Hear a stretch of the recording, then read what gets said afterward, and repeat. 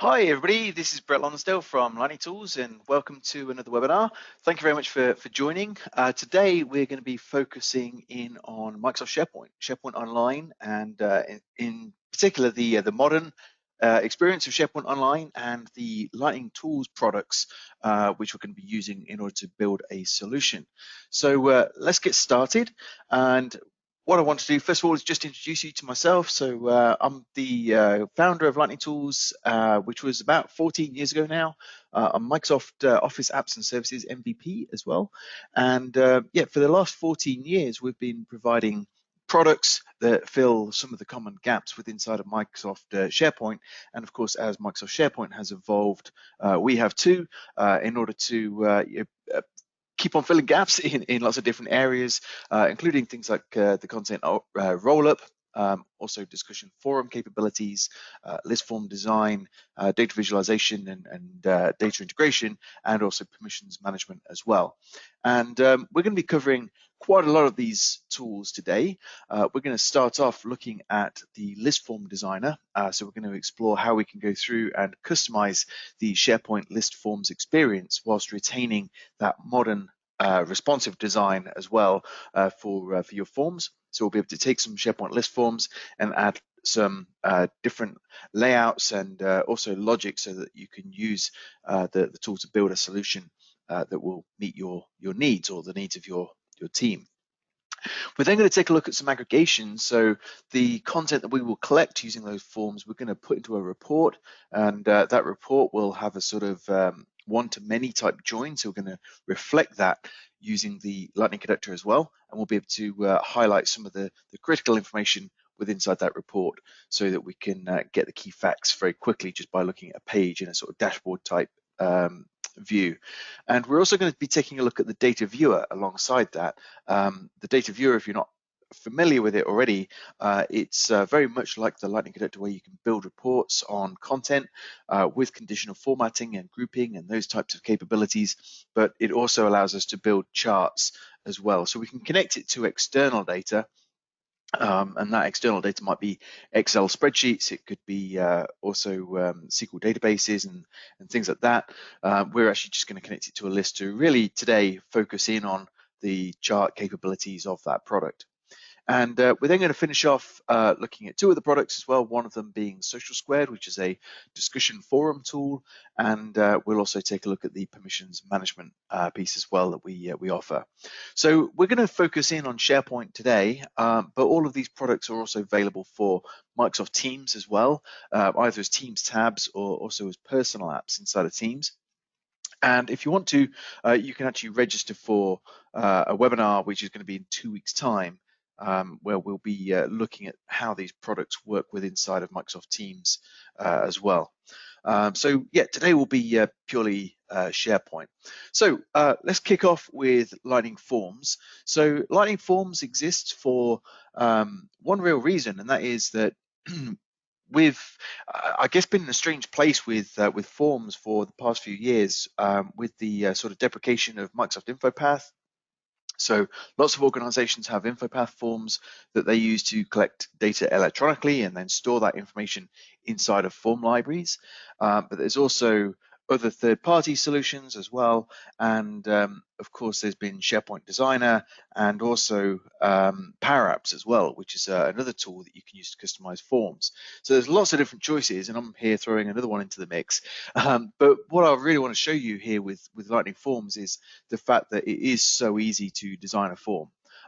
If you've tried to get your hands dirty with Power Apps and got stuck, take a look at Lightning Forms, because you can very quickly and easily build a form without having to have much experience of that at all.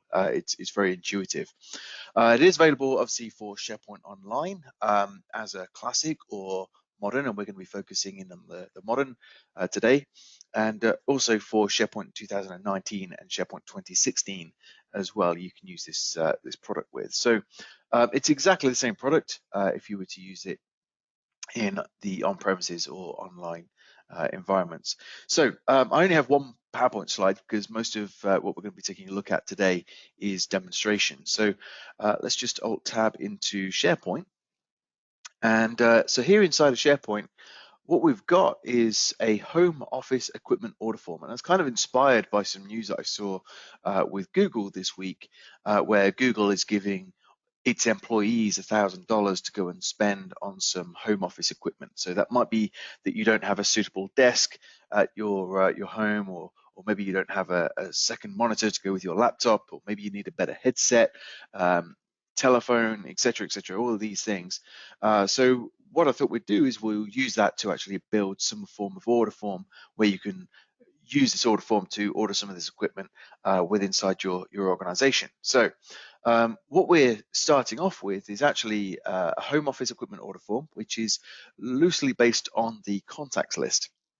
I chose the contacts list because it already has some of the sort of information that we would want to have if you were placing an order, such as the address and phone numbers and email addresses and things like that. But I've also added a few more fields onto this form too. So we've got things like the budget, which is that $1,000, and we've also got the current order value as well. So as the employees place an order for some of these goods, we can deduct that from the budget and see what the remaining budget is that they have to spend as well. So we have a form for that, and there's a couple of other lists that are going to be used inside this solution that we're going to be building.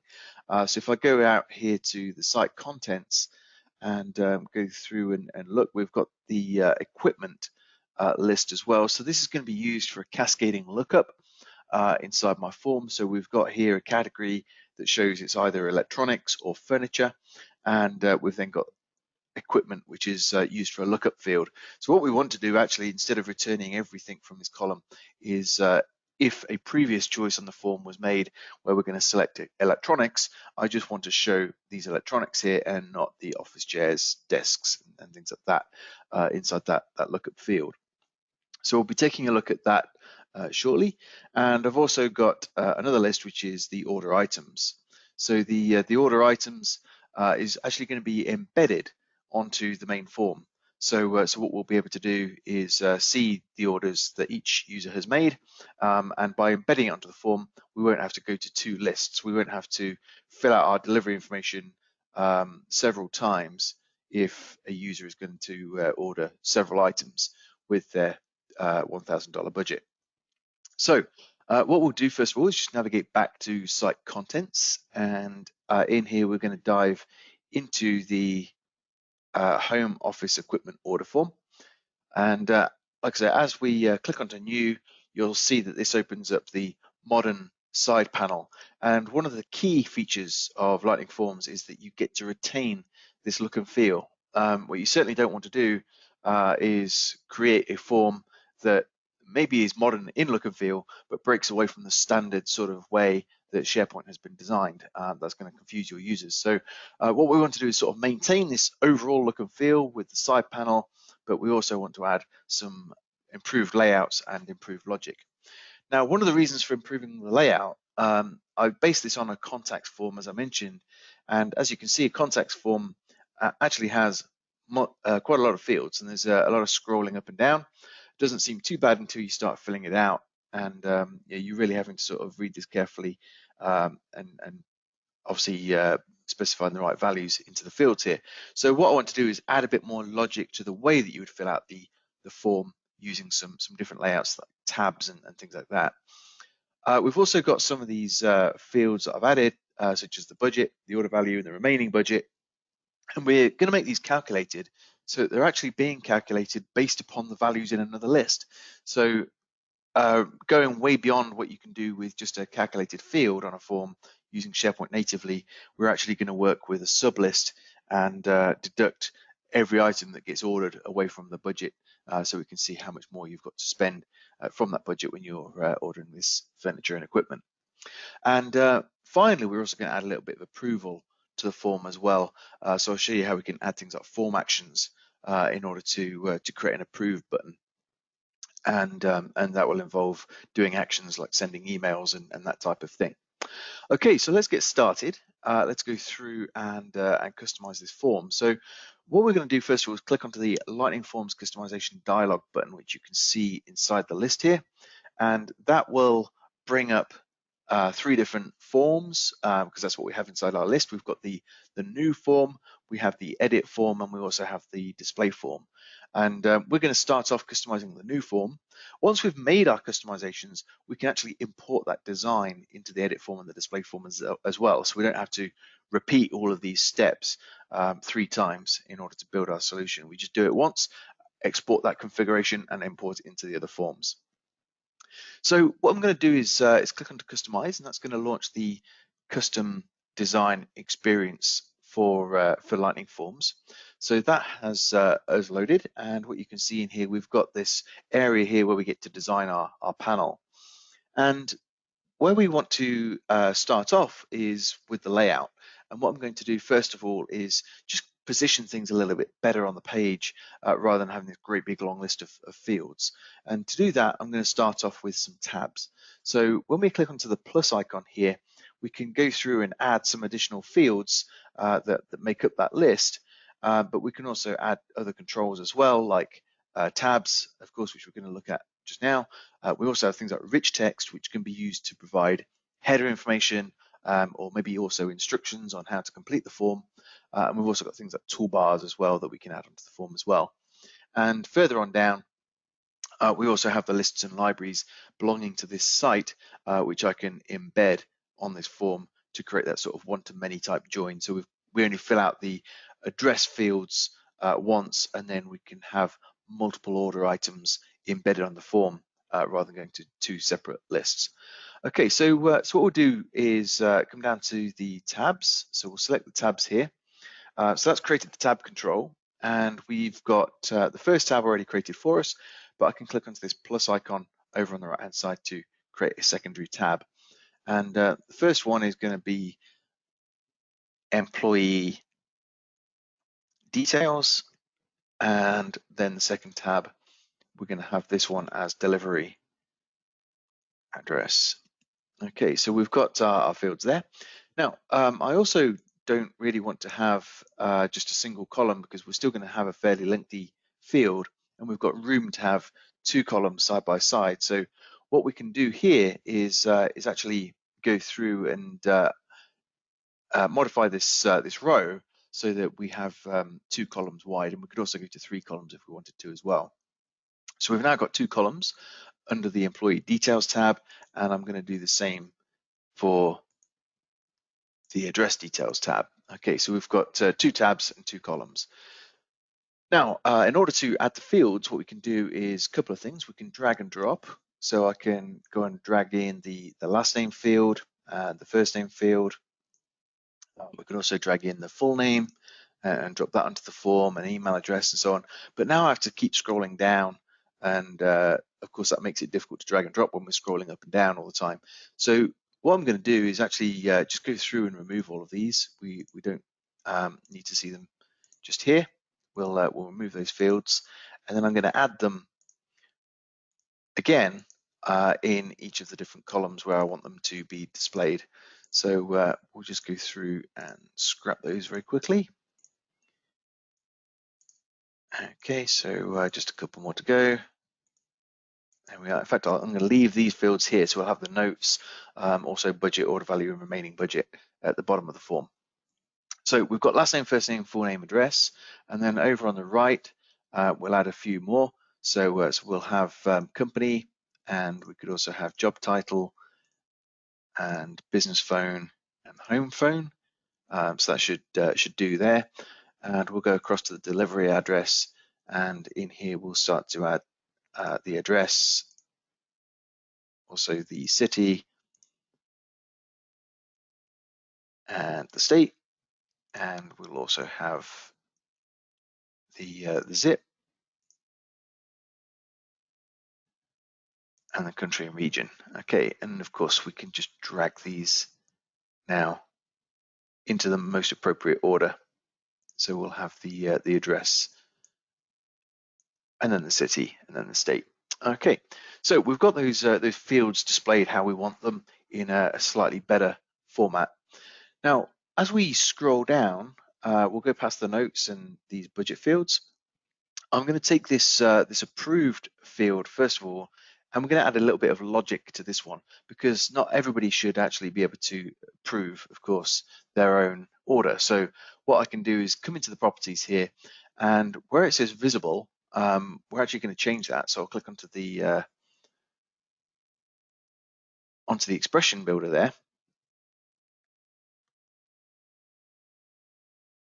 So for some reason, there we go. So we've got the expression builder, and what I can do is build an expression which would make that field display. And so what we're going to do is come in here to the user section, and I'm going to take the isMemberOfGroup function, and inside the isMemberOfGroup, we're going to have a group called order approvers. So if you are in that order approvers group, you will see the approve option, otherwise you won't. And we could do that for enabled or visible, or of course both in there.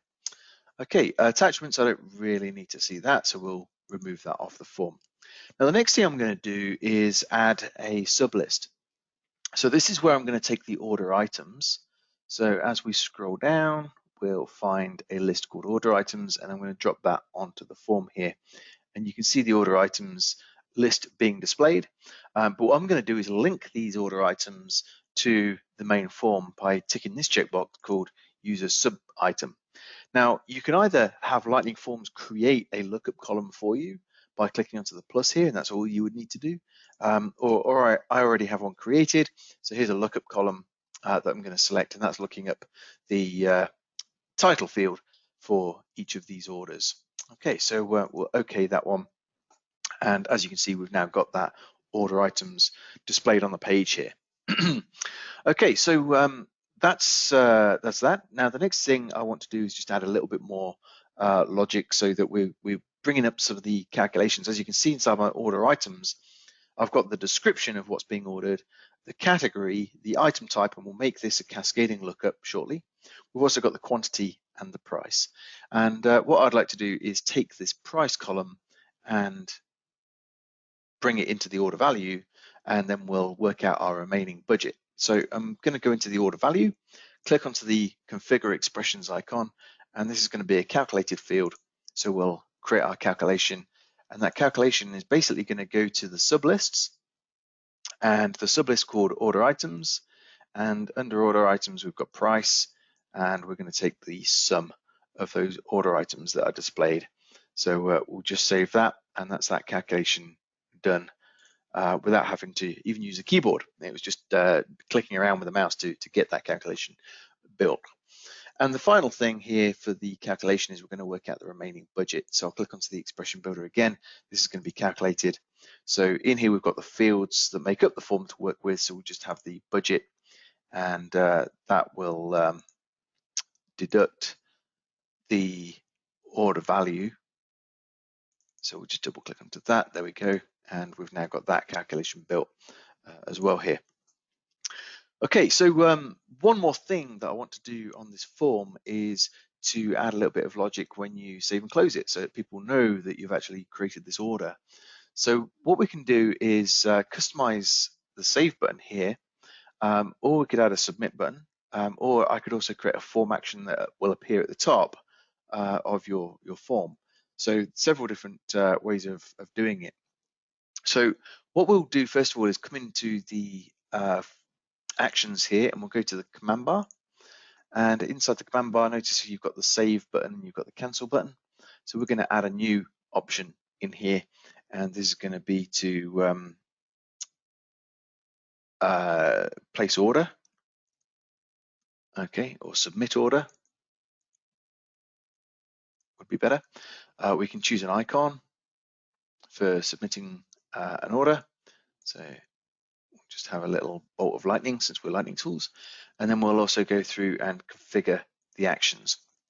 So when we're configuring the actions, the first thing we want to do is save the form. So I'll just go through and choose the save form action on there, and then we're going to add another action which will be send email. And on the send email, I can choose who this is going to be sent from. So it's going to be sent from the current user. So we can go to our contextual objects again, and from user, we'll grab the user's email address. and we'll save that, and it's going to be sent through to my manager.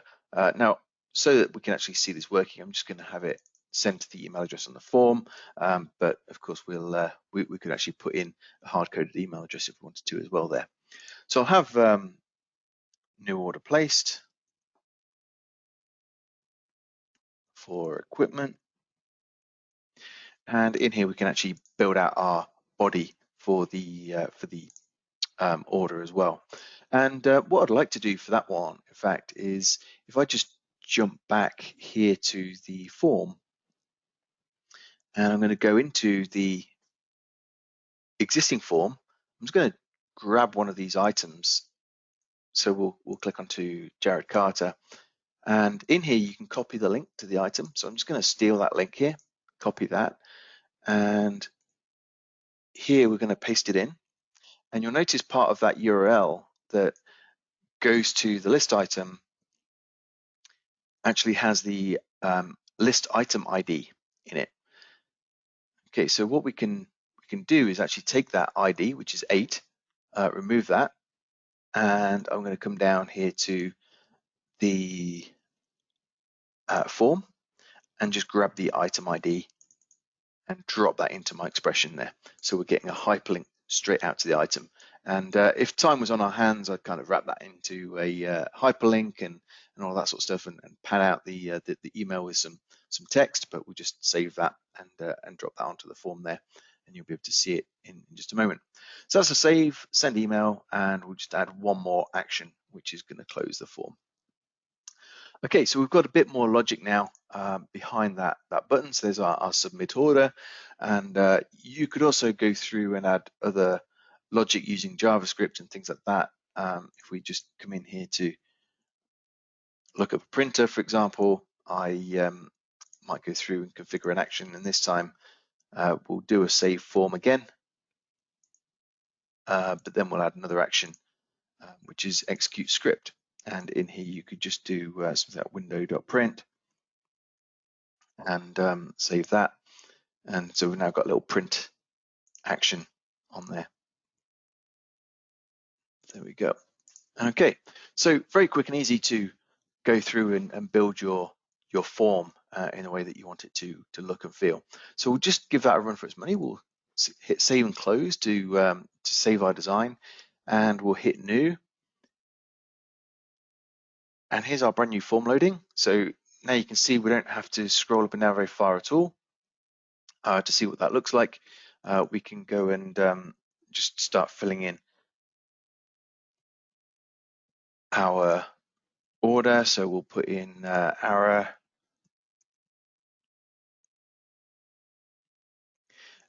and we could add some notes and so on and so forth.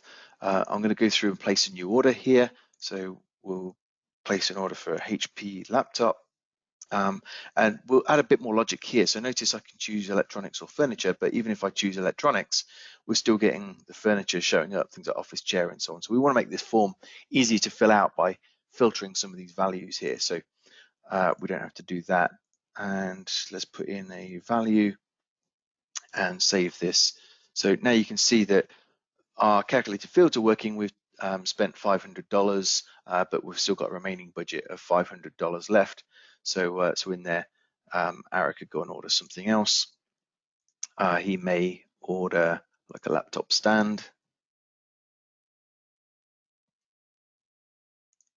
So we'll have one of those at 200, and there we go. So there's the two items, and we've still got $300 left to spend.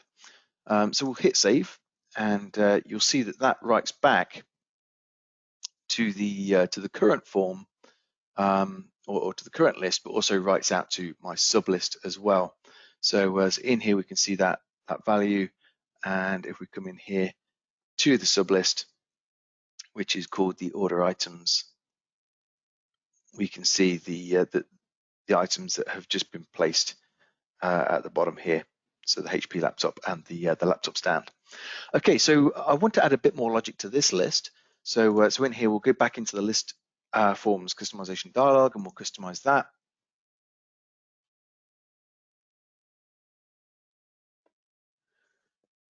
Okay, and this is where I want the cascading lookup to work. So in here is where we can choose the electronics or furniture, but my item type is listing everything in that lookup. So all we're going to do is come into the configure expressions. Sorry, beg your pardon. We're going to come into the properties, and we'll create a lookup filter. So in the lookup filter, we just go through and add a quick filter where the title, which is my category column, is equal to some input on the form, and that is my category field. So that's all we have to do there. I can just save that and OK it. And let's just save and close this form. Come back. So we'll once again just jump into our home office equipment.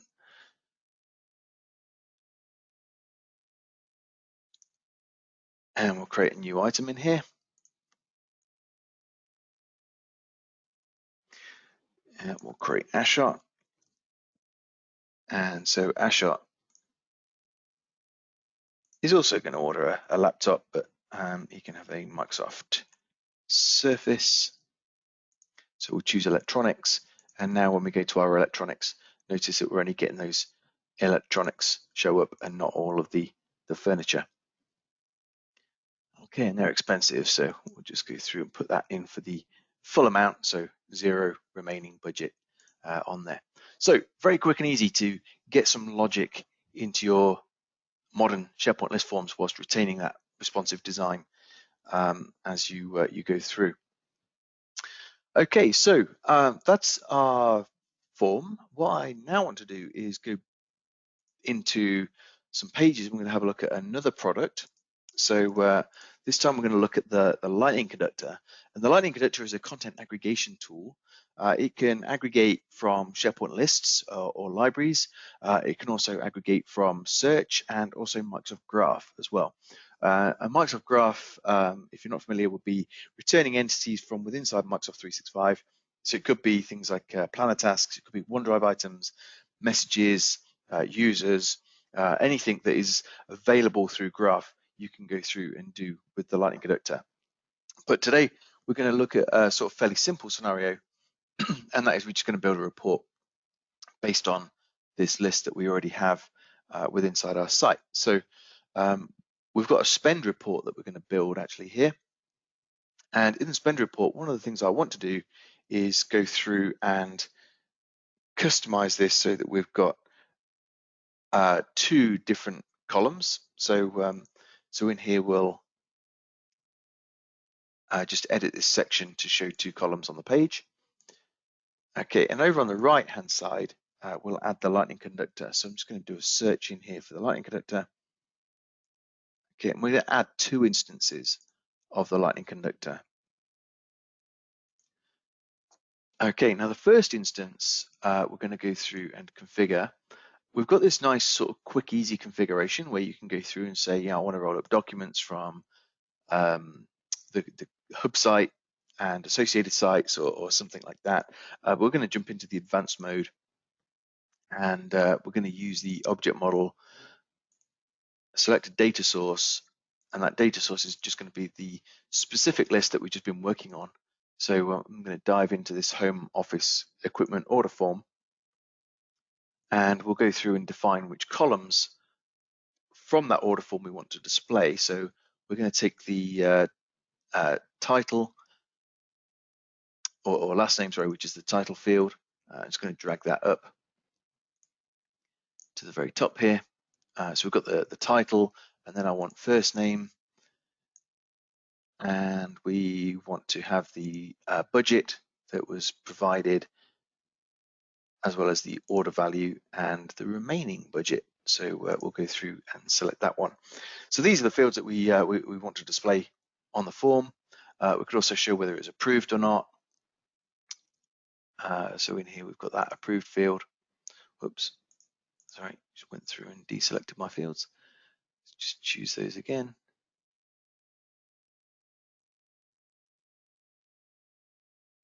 So we had remaining budget and budget and order total, order value. There we go. So these are the columns that we want.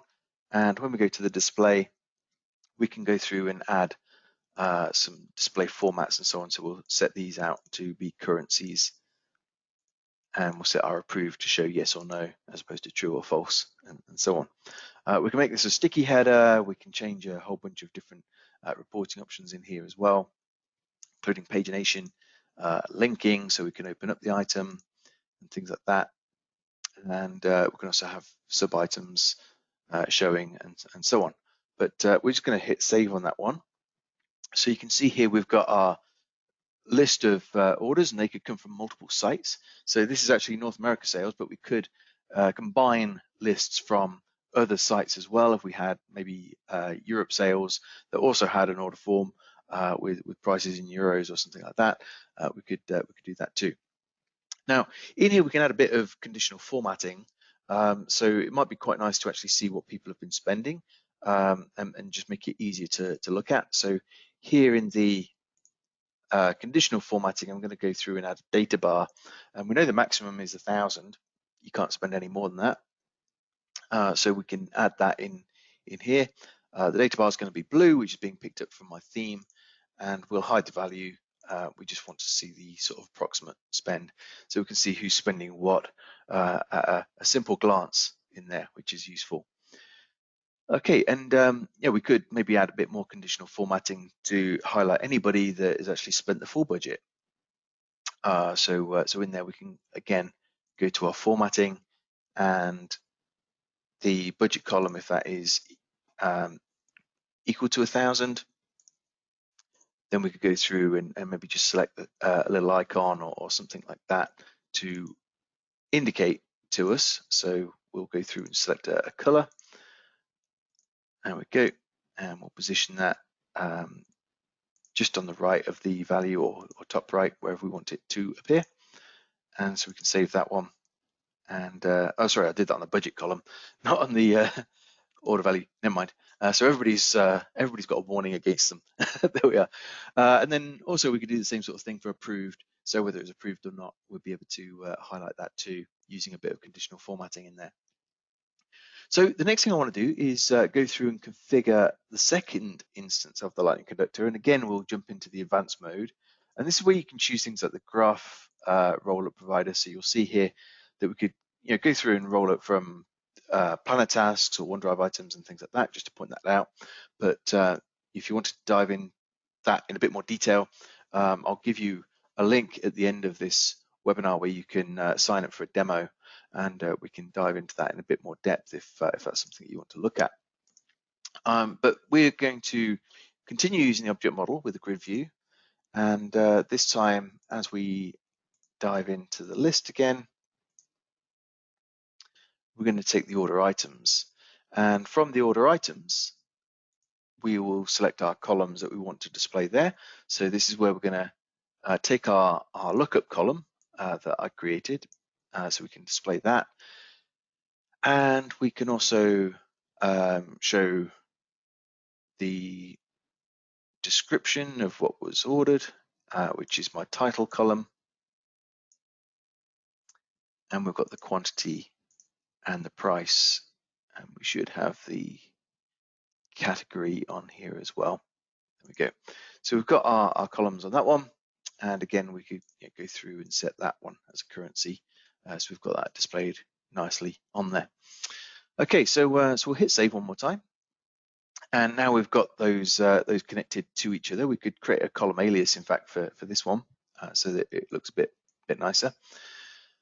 What I'm going to do is actually go back into that configuration and link these two together. Now, the first thing I need to do is enable the ability to select an item in my first Lightning Conductor. So in there on the display tab, we can go through and allow the selecting of rows. So if you're wondering what that option does, this is it. So we can now go through and select a row in here. And this second instance, let's just actually make that look a lot nicer by setting a column alias. So this one will just have last name again, or Lance name. Last name, there we go. Okay, and what we're going to do is actually filter on this column here. So we'll click onto the filter icon, and the filter value we're going to get using a web part connection. So I'm going to click onto this connect to another data source, and we're going to choose the Lightning Conductor from selected items, and the selected item is going to be the last name. So we'll save that, save this again, save it again, and let's just publish that form. So now you'll see we've got our 2 instances of the Lightning Conductor, and if I wanted to see what Sandy has spent her budget on, we could go through and select that, and there we go. She spent her money on a swivel chair, and if we also wanted to include Jared in the mix as well, or just switch to Carl, we can do that, and we can see what those users are spending. We can tidy this up by also turning off the toolbars here as well, so that it looks a little bit nicer on the page. Okay, so that's just a sort of quick, easy thing that you can do with the Lightning Conductor. Now, the other thing you could also add on here is the Lightning Filter web part, which is actually a free web part, and we can add that onto the page. And Lightning filters could connect using a number filter, or there's things like choice filters or people filters and things like that, which we can select from.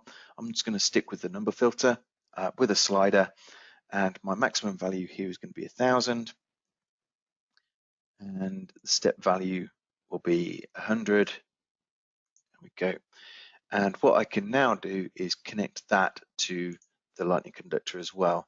So in this first instance, as we go to the columns tab, if we want to see the order value and what people have been spending, we can click onto that and connect this to the Lightning Filters web part. So we're joining that on the filter value. Okay, and once more, let's just republish that. So as we boost this up, you can see here it's including different people with different spend amounts, and we can go through and select from those. So we've got 3 connected web parts there on the page. Okay, so that is just a little taster of what you can do with the Lightning Conductor, but you can do a lot more than that as well, using things like the graph and so on with it. The next thing we'll take a look at is the data viewer, and the data viewer is a tool that you can use to build a grid, but you can also build charts and so on as well. So let's jump in and take a look at that one. So over on the left hand side here, we'll add the data viewer.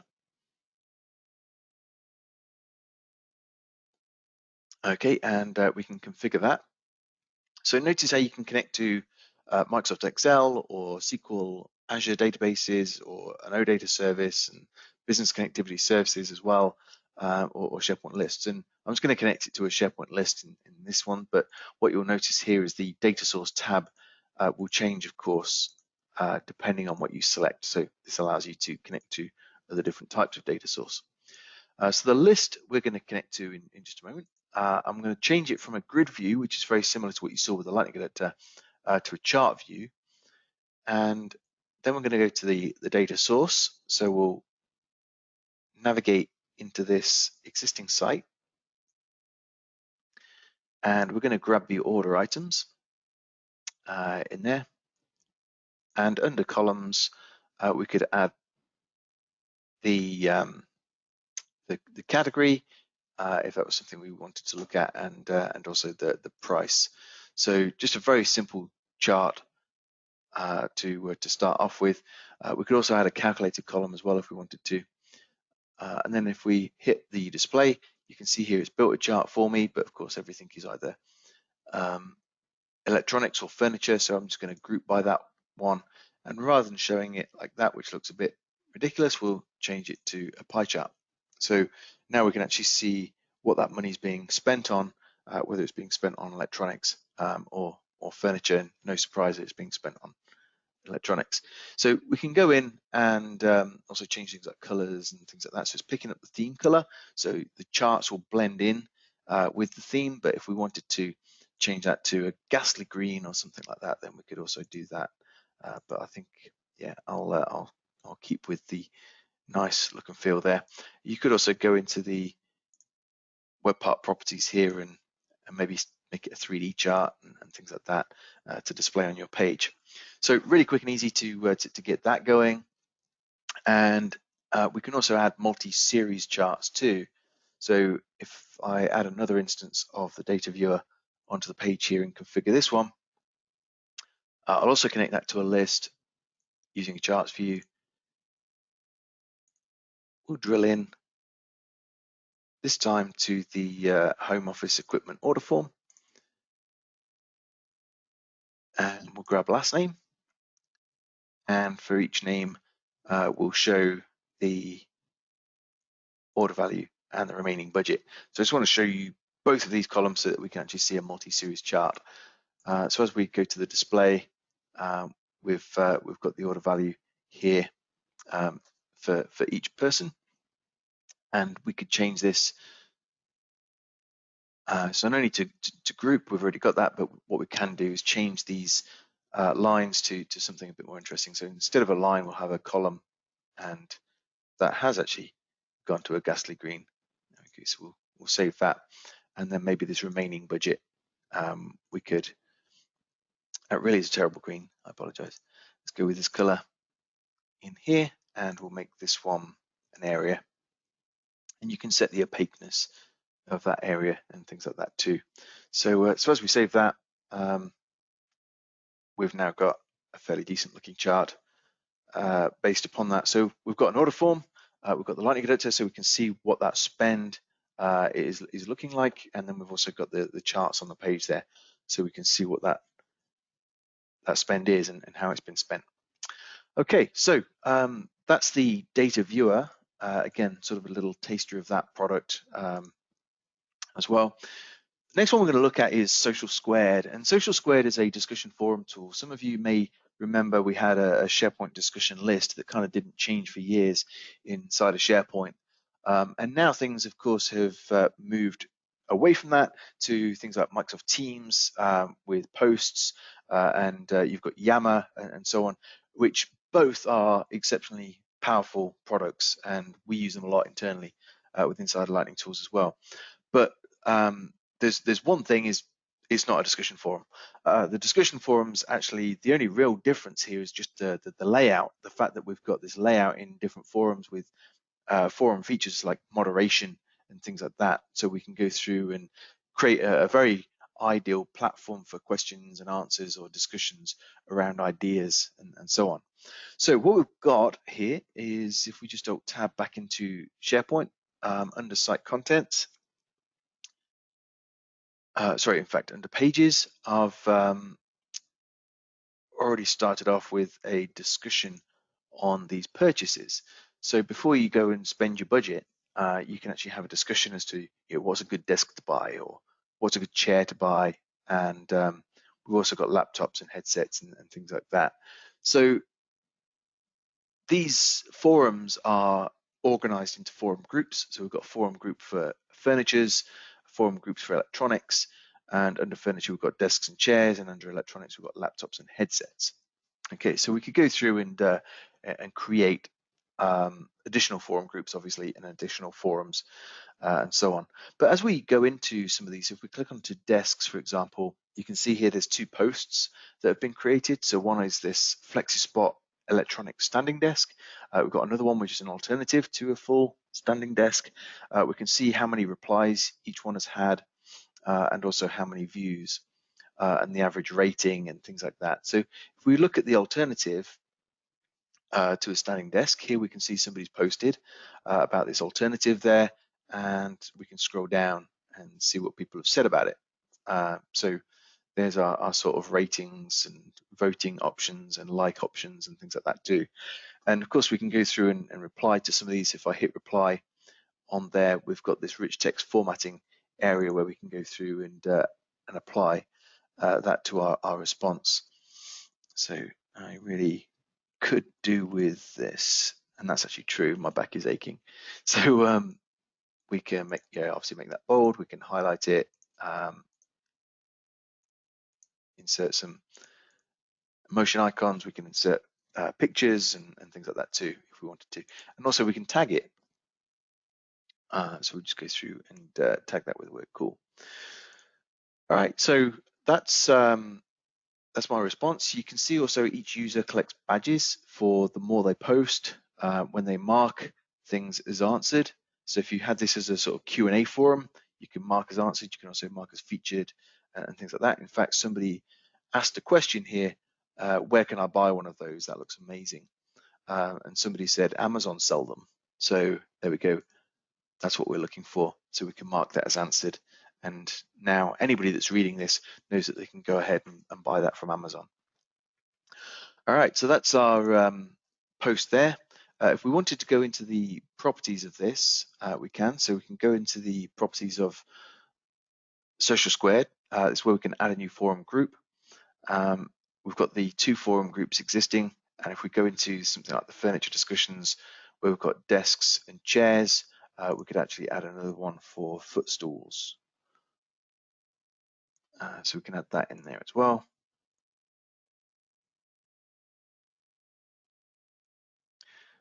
And let's add that. Okay, and you could edit the properties. You could even add moderators if you wanted to as well. So if that was something where there's a footstool expert or something and they want to keep that in check, then they can do. So as we go into this, we've now got a brand new forum.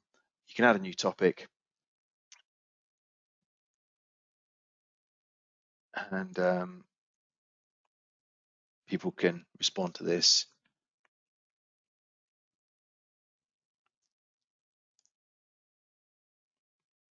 Okay, and we can create a tag there so people can navigate to that quickly. Okay, so we've got our forum, and again, this is going to pick up the look and feel of your site. So the blue is coming from the theme. So if we were to change that at all, so if we went down to the change a look, oh sorry, this is connected to a hub, so I'd have to change that to the hub, but this will reflect that look and feel within the hub then to suit the design of your site. And down on the left hand side here, we've also got some views so we can see what are the most popular topics.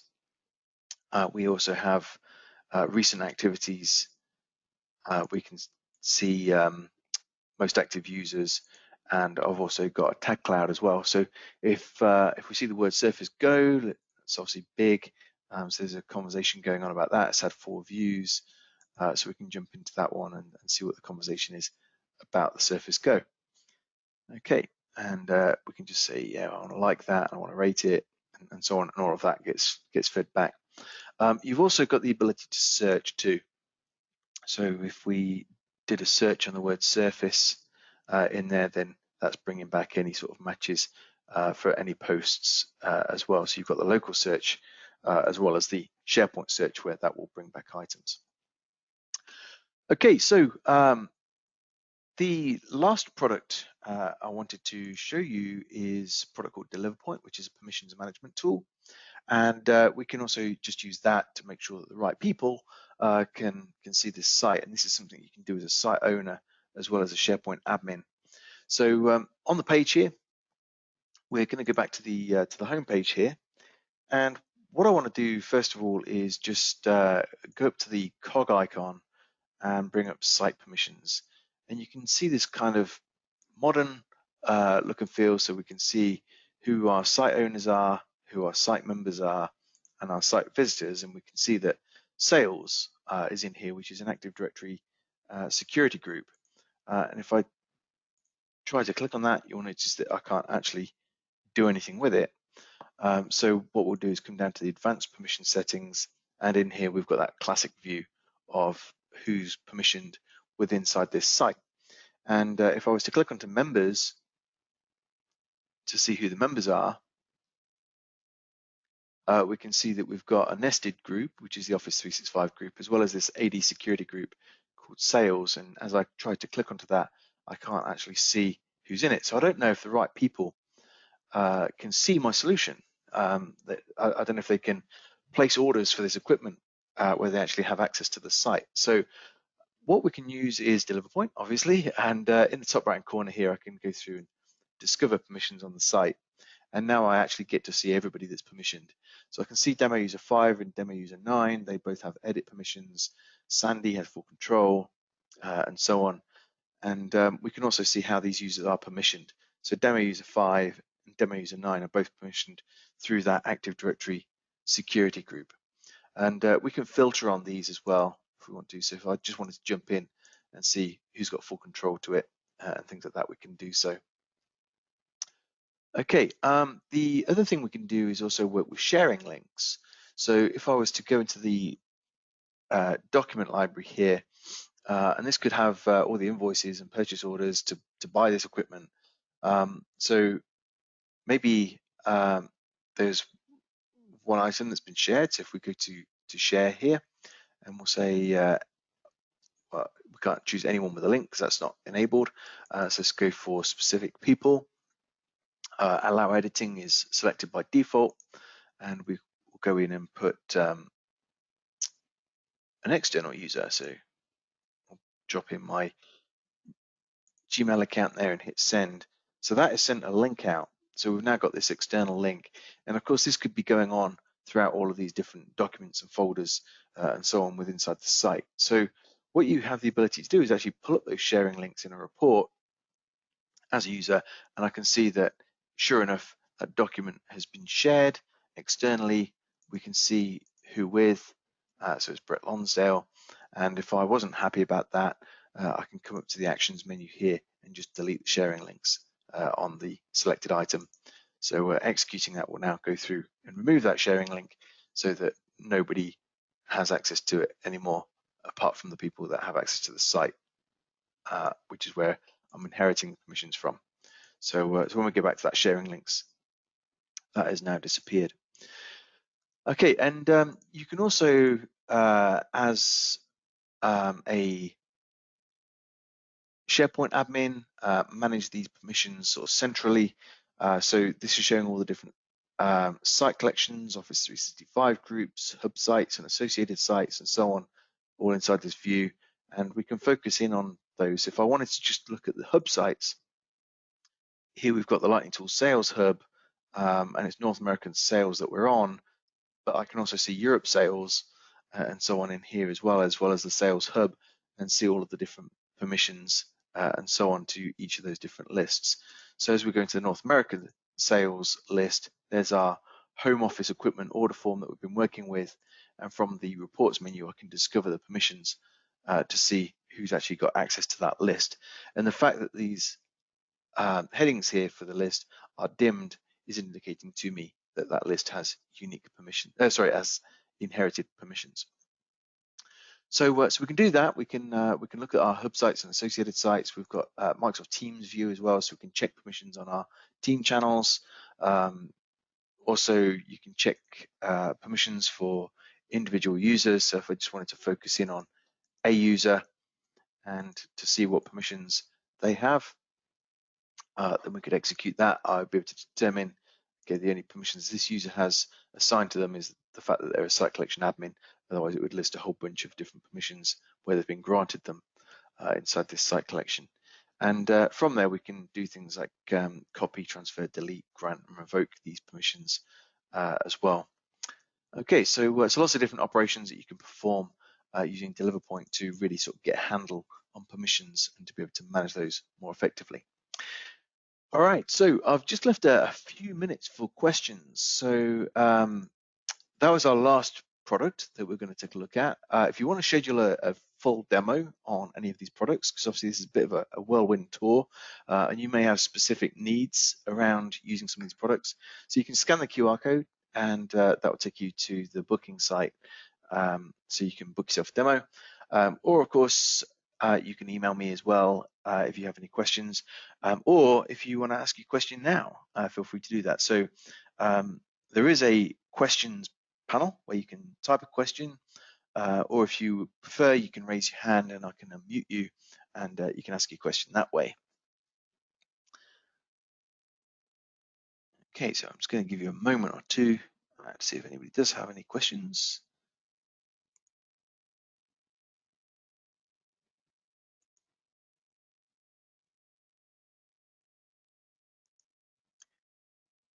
Not actually seeing any raised hands or questions.